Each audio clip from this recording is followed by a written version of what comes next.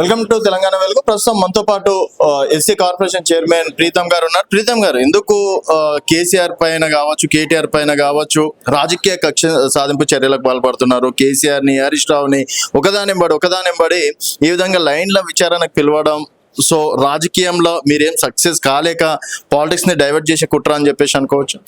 ఎవరు చేసిన పాపాలు అలాగే తిప్పి కొడతాయి. మాలాంటి విద్యార్థుల రోడ్ల మీదకి తీసుకొచ్చి బస్సులు తగలబెట్టించి కేసులు చేపించి మొత్తం జైళ్లలో కూర్చోబెట్టి తెలంగాణ వచ్చిన తర్వాత తెలంగాణ రాగానే మా సామాజిక వర్గం జరిగిన దళితులకు ముఖ్యమంత్రి ఇస్తానని ఇయ్యలే. సరే పోనీ, మాలాంటి పేదోళ్ళకి కేజీ టు పీజీ విద్య ఎవరికి కావాలి? ఎస్సీ ఎస్టీ బీసీ మైనార్టీలలో ఉన్న అత్యంత పేదలకు కావాలి. ఆ విద్య వస్తే ఉచితంగా చదువుకొని బాగుపడదాం, తెలంగాణ రాష్ట్రాన్ని పునర్నిర్మాణం చేసుకుందామన్న క్రమంలో మాకు ఉచిత విద్యలే. మాకు సరే 3 ఎకరాల భూమి ఇస్తాను, 3 ఎకరాల కాదు 3 గుంటల భూమి ఇచ్చినా దున్నుకొని బతుకుదామని అనుకుంటే గది ఇయ్యలే. ఏమి కక్ష ఎవడు పెట్టుకున్నాడు? తెలంగాణ సాధించిన వాళ్ళు ఉద్యమకారులు ఎవరైతే ఉన్నారో వాళ్ళ మీద కక్ష పెట్టుకొని ముఖ్యమంత్రి పదవి ఎక్కిన తర్వాత తొక్కింది వాళ్ళు, మేం కాదు. ఈ రోజు మేమేం చేస్తున్నాము? తెలంగాణ రాష్ట్రంలో తూట్లు పడ్డ తెలంగాణని మళ్ళీ మేము క్లియర్ చేస్తున్నాము. ఆ తూట్లను మొత్తం పూడుస్తున్నాము. ఆ పూడ్చే క్రమంలో వారి మీద జరిగే ఎంక్వైరీలలో క్రమం ఏది నెరవేర్చలేదు నాకు చెప్పండి. ఇయ్యని హామీలు కూడా ఇస్తున్నామంటున్నా. నేనేమంటున్నా, నేను ఇదే చెప్తున్నా. తెలంగాణ నిర్మాణానికి కావాల్సింది విద్య, తెలంగాణకి కావాల్సింది నీళ్లు, తెలంగాణకు కావాల్సింది నిధులు పూర్తి స్థాయిగా వీళ్ళు అప్పులు చేసిపోయారు. మేము ఎక్కడన్నా కానీ చెప్పినామా విద్యకి ఎంత పెద్ద ప్రాధాన్యత ఇస్తామని మేము చెప్పినామా? 400 హామీలలో లేదే. 40% మెస్ ఛార్జీలు పెంచినాము, 200% డైట్ ఛార్జీలు పెంచినాము. 58 నియోజకవర్గాలలో గురుకులం అంటే ఒకే కులం, ఎస్సీ ఎస్టీ బీసీ మైనారిటీ అందరూ ఒక దగ్గరనే చదువుకోవాలని 2600 విద్యార్థులతో ఒక్కొక్క స్కూల్, 58 స్కూళ్ళు, ఒక్కొక్క స్కూల్ 200 కోట్లు, 11,600 కోట్ల రూపాయల బడ్జెట్ తోని ఈ రోజు నిర్మాణం మొదలైంది. ఇది మేము హామీ ఇచ్చినామా? ఇయ్యలే. ఆనాడు పేదలకు సన్నబియ్యం ఇస్తామని మేము చెప్పినామా? చెప్పలే. కానీ ఈ రోజు పేదోడు కడుపు నిండా తినాలే, వాడు తిని బాగుంటేనే తెలంగాణ బాగుపడుతుంది అని చెప్పి సన్నబియ్యం ఇస్తున్నాం. ఈ రోజు మేము ఇచ్చిన హామీల కంటే ఎక్కువ మేము చేసి చూపిస్తున్నాం. ఏం చేయలేదు మాకు చెప్పండి. ఈ రోజు కొన్ని వాగ్దానాలు ఏవైతున్నాయో అవి బడ్జెట్ తో కూడుకున్న పనులు. అరే 6-7 లక్షల కోట్ల అప్పులు పెట్టిన తర్వాత వాటిని మేము పూరించుకుంటూ విదేశాలలోకి వెళ్ళి ఏ ముఖ్యమంత్రి కూడా, భారతదేశంలో ఉన్న ఏ ముఖ్యమంత్రి కూడా విదేశాలలోకి వెళ్ళి 1,82,000 కోట్ల రూపాయల పెట్టుబడులు తెచ్చింది ఏ ముఖ్యమంత్రి లేదు. మా ముఖ్యమంత్రి రేవంత్ రెడ్డి గారు తీసుకొచ్చారు. అయితే ఇప్పటివరకు కాళేశ్వరం పైన ఇప్పటివరకు ఏం రిప్లై లేదు. తర్వాత ఈ కారీ రేసింగ్ పైన ఎటువంటి చర్యలు లేవు. ఇప్పుడు ఫోన్ ట్యాపింగ్ అనేది ముందుకు తీసుకొస్తున్నటువంటి అంశం. నిజంగా ఫోన్ ట్యాపింగ్ జరిగిందా? అవసరమే లేదా? అవసరం లేదే ప్రభాకర్ రావు గారు దాచుకున్నారు. ఎన్ని రోజులు మీరు దాచిపెట్టిరా? ఫార్ములా ఈ రేస్ కేసులో ఏం లేదే అరవింద్ గారు ఇప్పుడు మళ్ళా వెకేషన్లకు వెళ్ళిరా? మిమ్మల్ని పిలవగానే మీరు అమెరికాకి వెళ్తారా? భయపడాల్సిన అవసరం ఏముంది? ఎలక్షన్ కోడ్ ఉన్న తర్వాత ప్రభుత్వ ఖజానా నుంచి ప్రైవేట్ వ్యక్తులకు సొమ్మెట్లా పోతుందని అడుగుతున్నాం. అంటే మీ అయ్య జాగిరి అనుకుంటారా, లేకపోతే రాజరికం అనుకున్నారా? అంటే మీ అయ్య ముఖ్యమంత్రి ఉంటాడు, నువ్వు హెచ్ఎండిఏ మంత్రి ఉంటావు, మీరు ఉండేసరికి మీ ఇష్టానుసారంగా చేసుకుంటాడు కుదురుతుంది అనుకుంటున్నావా? తెలంగాణ రాష్ట్రానికే రోల్ మోడల్ గా తెచ్చింది పేరు ఏం తెచ్చింది? దానికి కూడా మీరు ఎవరైతే స్పాన్సర్స్ ఉన్నారో వాళ్ళకి కూడా మీరు తూట్లు పెట్టారు. ఈ మాట నిజం కాదా?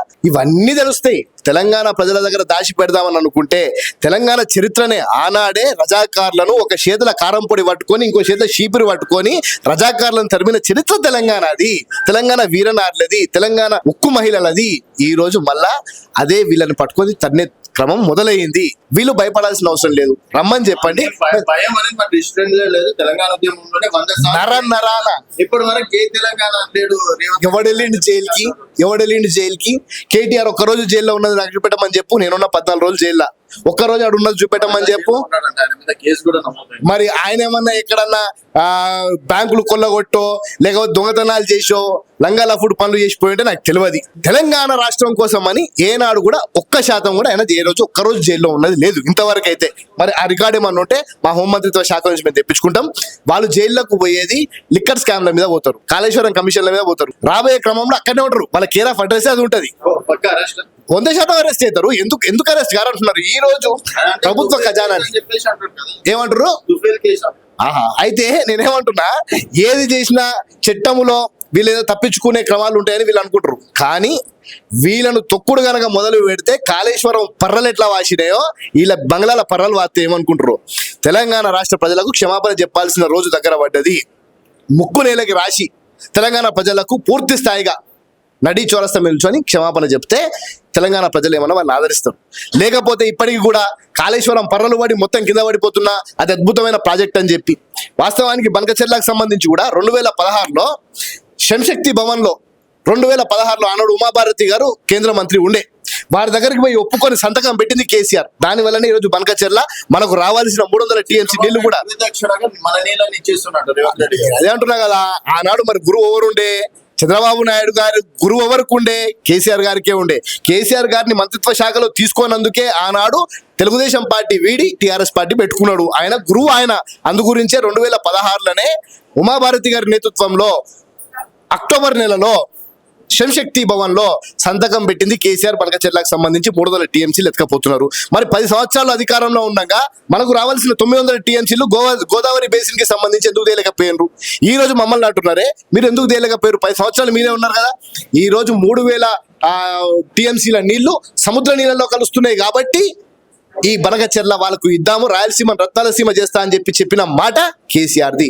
ఈ రోజు అది మనకు శాపంగా తయారైంది. దాన్ని మేము కానీయం, మా ప్రాణాలను అడ్డుకుంటాం. తప్పకుండా కాంగ్రెస్ పార్టీ పూర్తి స్థాయిగా బనకచెర్ల ప్రాజెక్టుల దగ్గర 1000 శవాలన్నా కానీ మేము అర్పించడానికి సిద్ధంగా ఉన్నాం. కానీ బనకచెర్ల ద్వారా తెలంగాణ రాష్ట్ర ప్రజలకు మా నీళ్లకు అడ్డం వస్తే మేము ఊకునే ప్రసక్తి లేదు.